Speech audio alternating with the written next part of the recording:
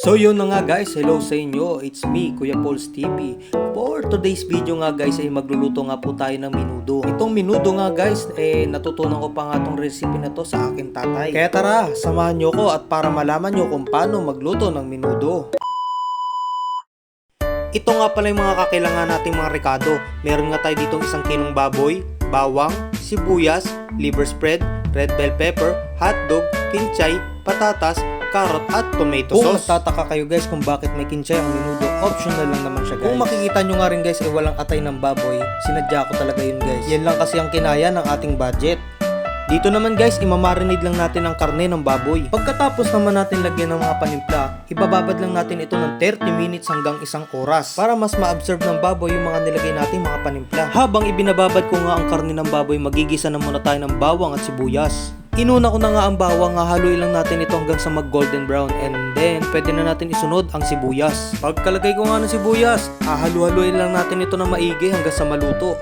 Pagkaluto nito, pwede na natin isunod ang karne ng baboy. Pagkalagay nga natin ng baboy, hahalu-haluin lang natin ito para hindi manikit sa kawali.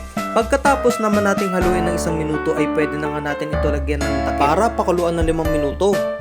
Pagkalipas naman ng 5 minuto ay yan na nga ikumulo na nga at pwede na nga nating halu-haluin ulit para yung kabilang side naman ng karne ay para maluto. Nilagyan ko na nga rin pala ng patatas at carrot at sinunod ko na nga rin pala ang liver spread. Uubusin nga natin itong 1 lata na to guys dahil wala nga tayong ilalagay na atay ng baboy. Hahalu-haluin lang natin ito para yung mga nilagay nating sangkap ay magkalat.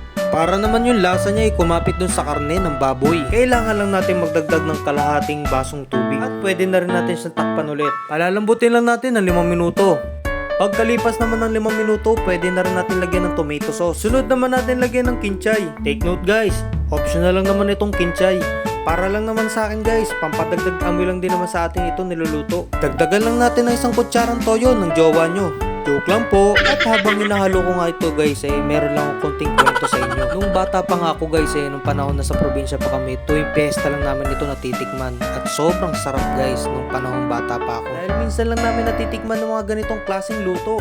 Lalo na makikipiesta pa ako sa kabilang baryo namin. Talagang papasok lang ako sa kanilang bahay para lang makikain. Dito naman guys, nilagay ko na nga ang red bell pepper. Sinunod ko na nga rin ang hotdog.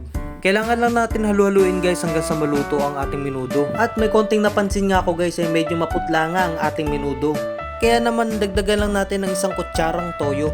Para naman ay tingin pa lang talagang matatakam ka na. Halu-haluin lang natin ito ng ilang beses. At dahil malapit na nga po itong maluto ang ating menudo, gusto ko lang din po magpasalamat sa inyo sa walang sawang panonood. Maraming salamat din po sa 3 minuto niyong panonood sa aking munting vlog. Hanggang sa muli!